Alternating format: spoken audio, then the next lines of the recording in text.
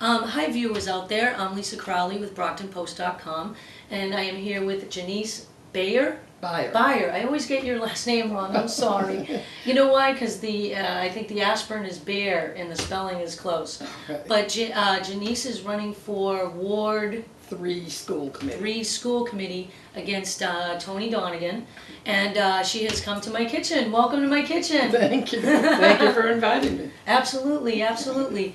Now, tell the folks who may be watching something, a little bit about you. I know you've been a teacher for a long time. You've been on the school committee for quite a while. You tell the folks what you want to tell them. Well, I was fortunate enough to begin my teaching career, actually. It was then Gethsemane Lutheran Church, and this was years ago. My own 2 children were just getting to be like kindergarten age. And he came to me and he said, would you mind starting a kindergarten at the church? They had a beautiful facility over to the side, and it was right beside the fire station. There was a park down at the end, so I said, fine. So my first experience was running a kindergarten. And Which must be like mania. But you get so many things, and they were wonderful. And we tried different things, and it was wonderful. Case in point, right beside us on the other side was a nursing home. Mm-hmm. And I asked the director one day if the children could come home and sing. It was near a holiday.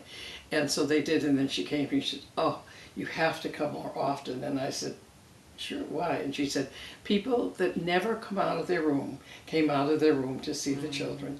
And I've always felt since then that that's what's important. Children are important, and they're important to everybody because they make an image, and it's important that you help them make the good image, not the bad. Mm-hmm. So after I had done that, I went into the public school because I had my own children were old enough, and I went down, and the then Superintendent Nelson's grandchildren had been in the kindergarten.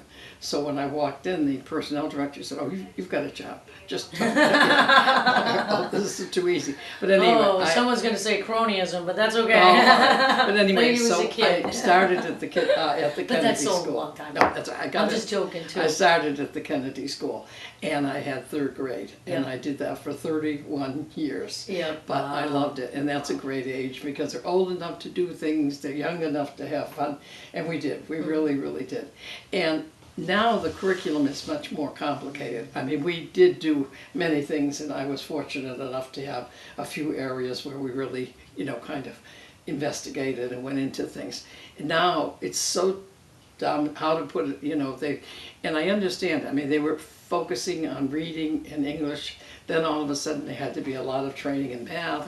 Then it's gone into history. Now they're getting into science. And when you get into science, there's so many different areas. And, that's still something that's sort of being developed. Yep. So there's a lot of training necessary. But then I retired, and the Ward 3 School Committee position, the man moved out of town. So he mentioned to me, he said, why don't you run for it? I hadn't thought about that, but anyway, I did run, and it was nice because I was in the same ward that I had taught in. So when I started to walk and all, I saw people that I knew the children and that. And so that's what I've been doing for the last 10 years, is being on the school committee. And so it's been 10 years, so this will be, this will be my 6th term. Yeah. Wow, fantastic. I ran 2001, was my first term. Great. Do you have any kids yourself? I know they're grown at this point. Oh, no, they're grown. Yeah, they've got their own families. Gotcha. Any kids in the school department? Not in Brockton, no. No, okay. My daughter lives in Bridgewater. Gotcha. And, she's got 2 children. Yeah, so they're close by. Even they're getting... They're getting older. They're grown. Well, it's interesting because at times I used to take my 3rd oldest grandson to school with me when Laurel was living in Bridgewater and starting to work and all. And everybody, this would be after school. And now sometimes I go in because I tutor there, and they'll say, what about Bucky? And I'll say, oh, well, Bucky's 26, he lives in Austria. What? Wow, Australia, okay. He got his first big time job, and the company liked him, so they asked him to go over and open a branch for them. Oh, good for him. And that's he said Australia is great. Yeah, my younger sister from my mom's 2nd marriage spent a year down there it was supposed to be 1 semester, and it became 2, and then it almost became 3, but they like, get home, girl. So people like it, yeah. Yeah, they're fun. Every Australian I've ever met is a blast. Well, fantastic. So, 10 years, why do you want to run again? Because I think this is a very good school system, and I want people to know more about the positive side of Brockton. And I think there is a great deal of information, particularly about the school system. Now, I'm not saying there aren't some areas that need to be worked on, but overall, and I mean, they even get national recognition, which is amazing. And my brother lives in California, and only a couple months ago he called, he said, "You'll never believe what I'm watching, Janice. I'm watching TV and they're talking about Brockton." Yeah, And I that said, was "Oh, fantastic. yes." It And really he was, is. and I said, "Well, you know, you've seen some of it. You've never actually been in it, but you've seen the size of some of the schools and the number of schools and all that." And I'm very happy with this new middle school concept, that they get to be 3 years in that school and get comfortable and that kind of thing. Those are factors that make a big difference. And that's a very important age, you know, middle school, because everything's developing That's right a about very then. big age, yeah. And it's, image is important and a lot of things, you know. And I've talked, again, to the principals, and they're seeing a difference. Absolutely. I think your opponent has said maybe you're very good with the public, the promotion of the school department and being involved and connecting your various associations, because you do a lot of other things. Yes, I do. Let folks know, what are the other Well, things you I've do? been on, well, I just had gotten onto some boards even when I was back teaching. I had been very active in the Brockton Education Association then after I retired, but I've been on the board of the Boys and Girls Club for a long time, and that's a very interesting operation and very, very complicated. I mean, it's adheres to national standards and things like that, which people don't realize. And they're trying to service, and again, and the whole board are people that give their time, and you know, they're very good, and they're redid it over and all these different things, and they've got a lot of alliances. And then I'm on the community school, and I had been on that even before I stopped teaching. And I'm in a teacher sorority called Alpha Delta Kappa, and it's an international sorority. And then, you know, there again you get to get a broader picture. And so those are things, and I go to PAC meetings and that kind of thing. I like that. Okay. So do you think you're not strong enough on maybe, say, the superintendent and this residency issue that keeps coming up, and you know, maybe he's skating it, maybe he's not? You know, do you think we should keep the residency requirement at this point? If I mean, it's caused problems with the last one, you know, I don't know. What do you think? To me, I'm not as concerned about it as some of the other members. I feel he's doing a good job, and I think some of the assets that he's brought in, plus, not to be too personal, but he did have a problem with his marriage when he first came. And that came And, you know, there again, he's a father that cares about his children. And I feel overall he is attending so many things, and that was a big issue with the one before this. And he is very visible, very present. And I just think that shouldn't be the big focus. I mean, I think we've got to work something out. But I think that's even citywide with some of the other employees too. So, you know, and I find him approachable. What do you think he's doing well? Because I hear a lot of knocks, you know, that he hasn't lived up to his superstar status. I had a feeling that quote was going to kill him one day. I think one thing is that he's a very young man, but on the other hand, he has broad perceptions, and he has visions, and he's very knowledgeable about grants and different programs and how they've done.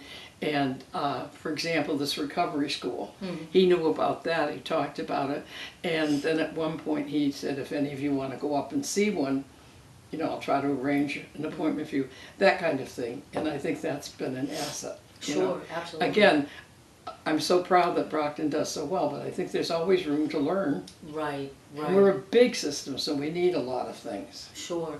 How about the Corey issue that came up almost a year, maybe a little less than a year ago, with the Kessler student teacher who was actually exonerated? I mean, that was a whole mess unto itself.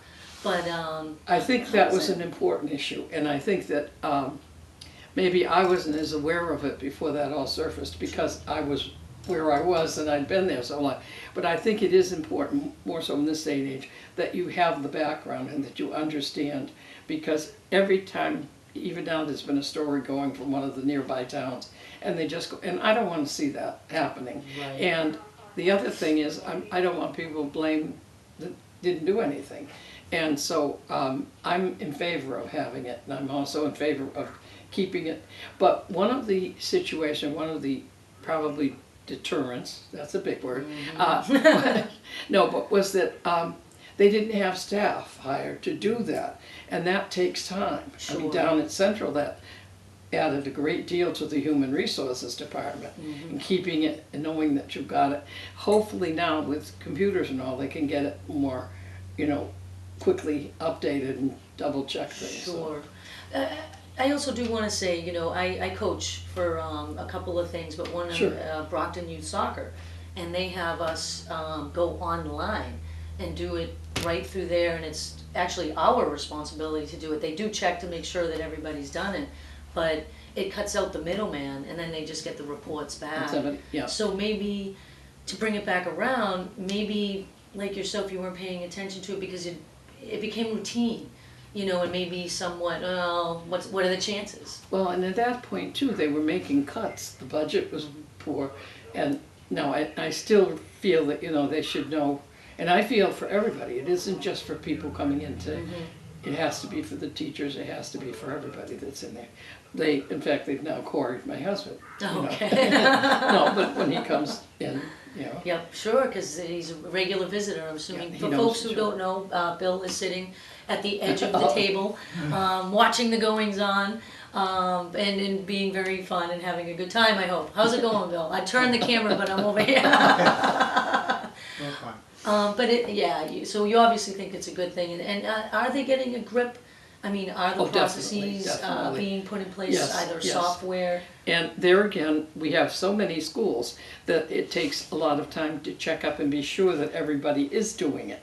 I mean, they can be told, but is it a priority, or is it something that, well, when we get around to it? And again, I think Yeah. part of the issue was having enough staff to do it, because, It seems like Kathy Soroy took a lot of the brunt of that. Oh, and I like Kathy very much.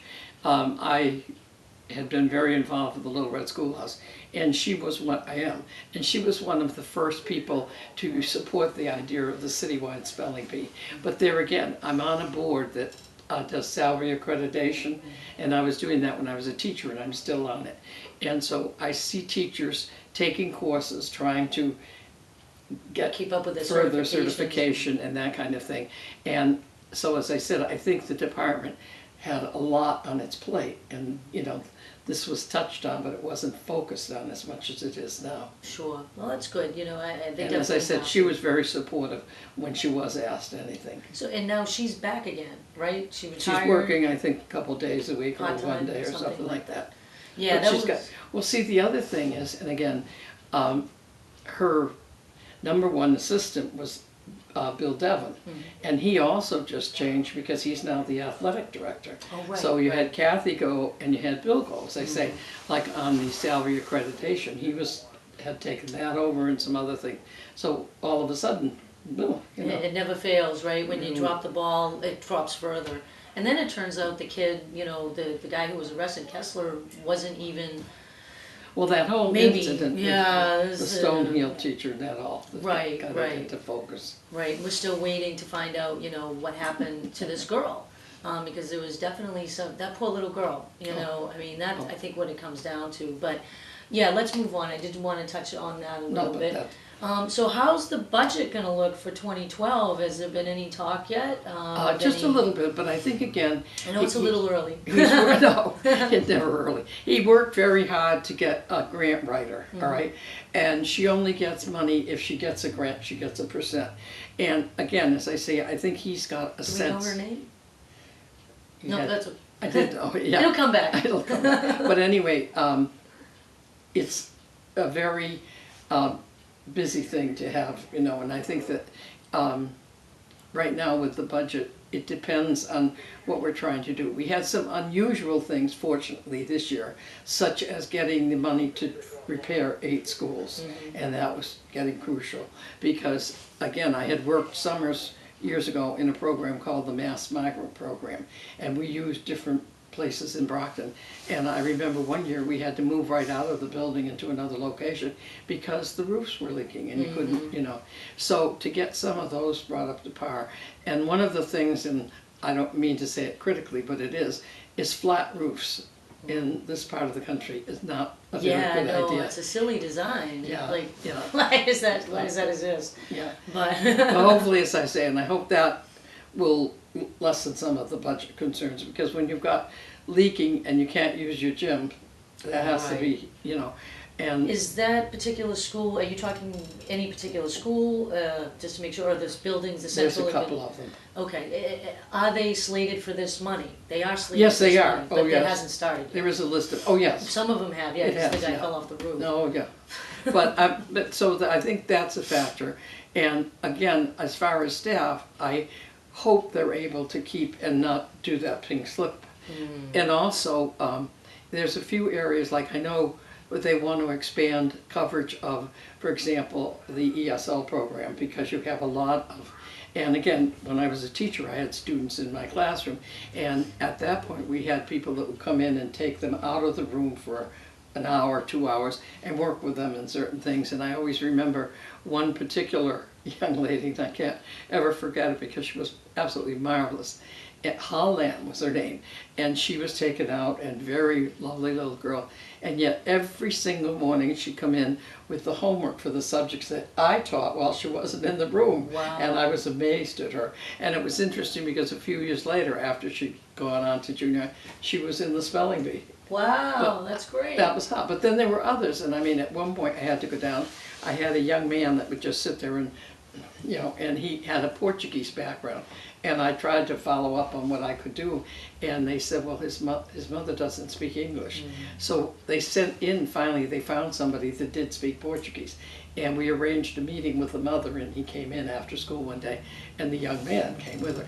And, oh, I would talk to, then the translator would start saying, and to watch his face when his mother would go, turn and look, and but you have to, I've had 2 children, I know what it's like. Exactly. You know? It's interesting because I think some people think the diversity of Brockton schools is one of the best things, and some people think it's the worst. What do you think? Do you think all this influx of, we got a lot of immigrants, what, the school teaches 50-something languages, 58 I think it is. But I think, how is it affecting education? And I mean, we're spending money on ESL. I think it's great. I mean, I've met some people who went through the program in the 70s are now teachers, you know, whether it's in and I Brockton think or they're elsewhere. trying to balance it, like, there are 1 or 2 organizations that try to get tutors to come in and that kind, to give them extra care, but not constantly take them out of the room, and, you know, that kind of thing. And I think that if you can keep that up. The other thing is, we are becoming a very attractive school committee, I mean, school department. But, and so that adds to it. We've had over 300 new students this year. Right. And they're really monitored where they were from and if they were residents and all. And so they have found out now that the kindergarten sizes are larger than they really had wanted to have them. So again, we're trying to move around, and, you know, when they put in the middle schools, they moved a lot of the 6th grades to, I mean, I'm sorry, the middle schools. They moved a lot of the 6th graders over, which opened up rooms for the kindergartens. But there's just so many of each of those, yeah. Wow. We're already technically, I mean, over the 10 years of this recession. I think it's been going on since '91, but anyway, we've had a few fluxes. How many teachers do you think we have lost over these years? Do you have a number? I should know these numbers off the top of my head, but it's been a while. I know we've lost a few. We're gaining a few back. I think last year we held steady, if I remember right. But I think we're behind. Do you think that with the influx of these kids, are teachers going to have to be moved around, or? To a minimum. I mean, the year has started, so you don't want to be doing that, you know. And I just think that, you know, they can accommodate. And I know, like, I'm going back to tutor, and when I got a call telling me who I was going to tutor, one of them is an ESL 1st grader. And so they're trying to accommodate, but I'm sure it's a capable 1st grader. I mean, you know, again, you prioritize the ones that need it. Sure. Do you think the student to teacher ratio is a good one through the school system at this point? I think it's still a little high, and particularly in certain areas. I thought the middle school and maybe the high school were still a little bit behind.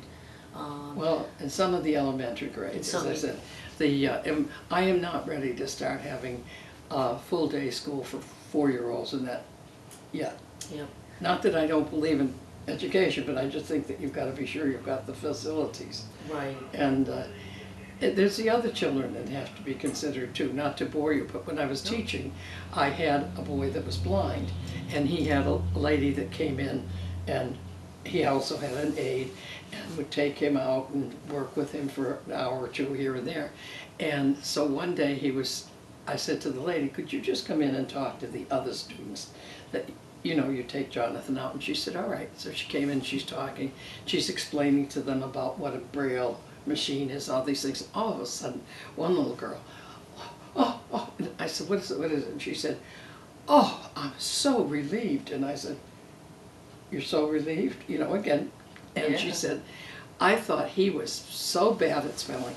I thought he was, because the lady had said when he pushed a button on the Braille, that was sometimes more than one letter. And she said, because you'll say a word that's 6 letters long and he'll only press it once or twice. Right. So it was so wonderful because Jonathan says, I'm a good speller, I got a B+. But I mean, all right, we have to learn that, those things. Right, well, I think a lot of us have changed over the last 20 or 30 years with mainstreaming and special education. I mean, kids with Down syndrome are almost a norm in many schools.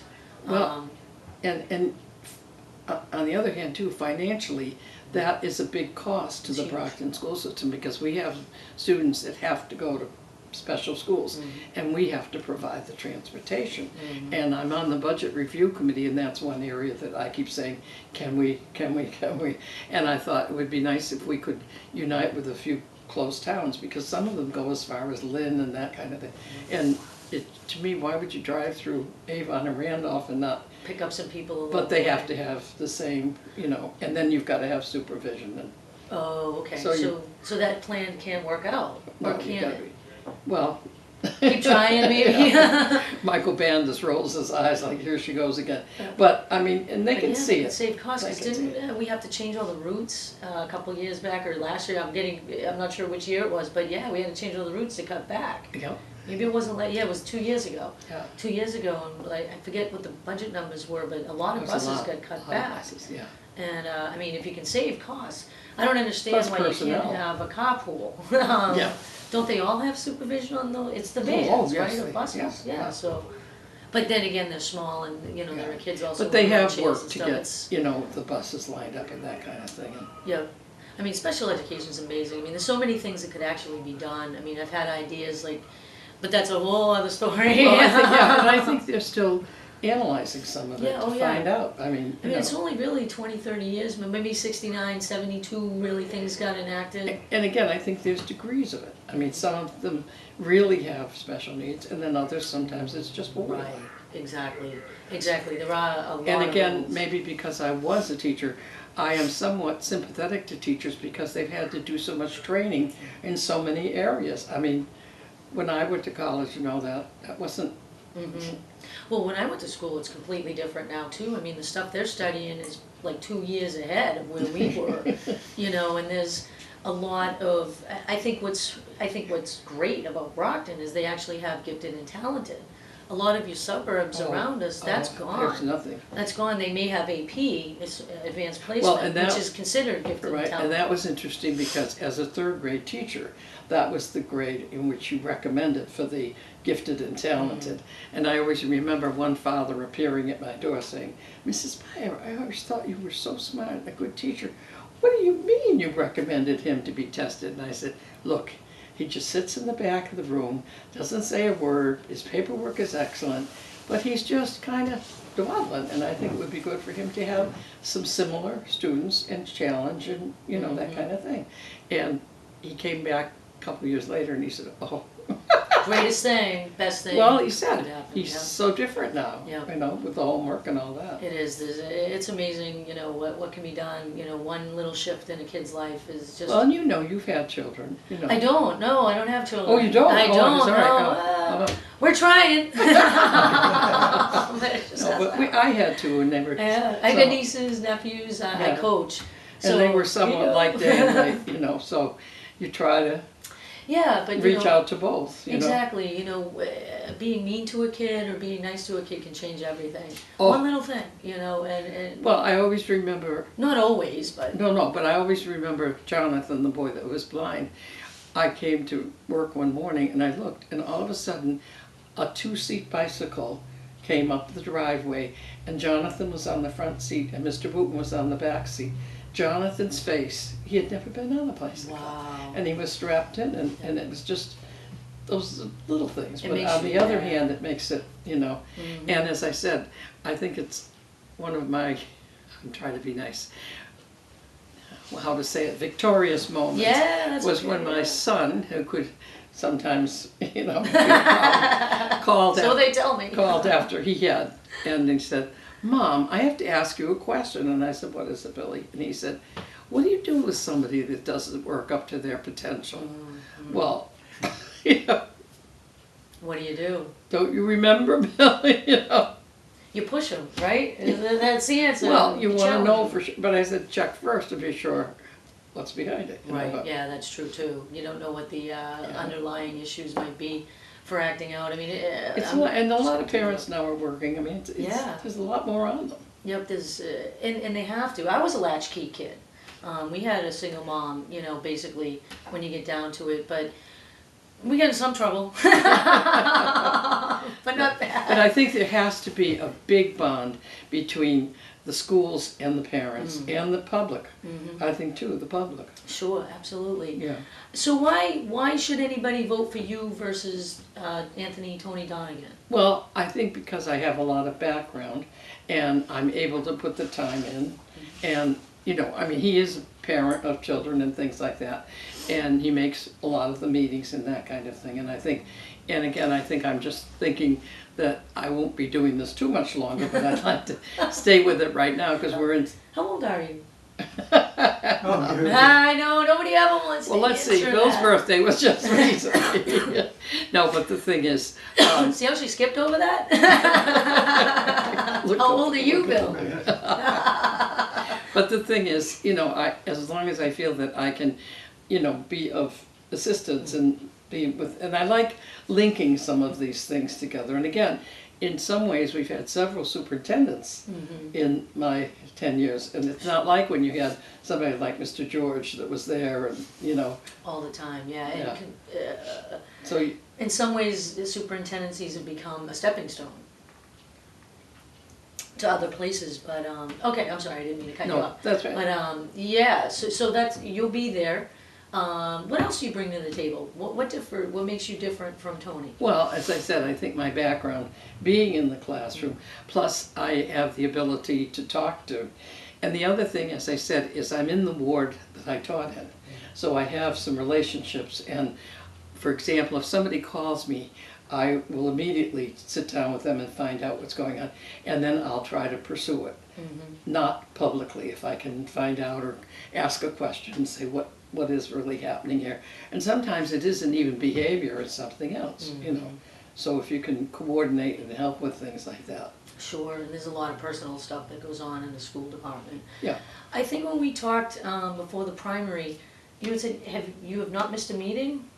I've never missed a meeting. Never missed a meeting in 10 years. No. Wow, that is amazing. Well, I mean, you know you're on your calendar what it's going to be. But then, like, I got a call, I think it was Monday, from Central, and they want to have 2 or 3 policy meetings before the next regular school committee meeting because they've got 8 issues, and policy issues are a lot of talking. So she said, Barbara Sousa, I'm going to give you a couple dates. Can you tell me which ones would really work for you? So you do have that too. Sure, you know. sure.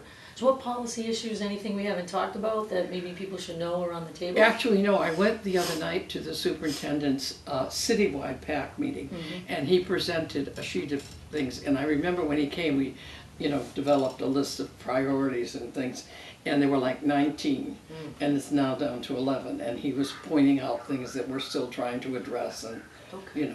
Sure. Diversity, curriculum. all the, putting things together, Sure. Cool. Okay, I think our half hour is just about there. We've got a couple of quick questions. What is your name and what are you running for?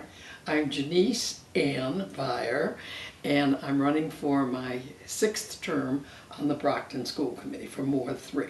Okay, and last question, when is election day and when are polling places open? The November 8th, and that's a Tuesday, and they'll be open because you do have, actually it's just, how to put it, I was going to say strange, it's a different election because there's a lot of uncontested seats.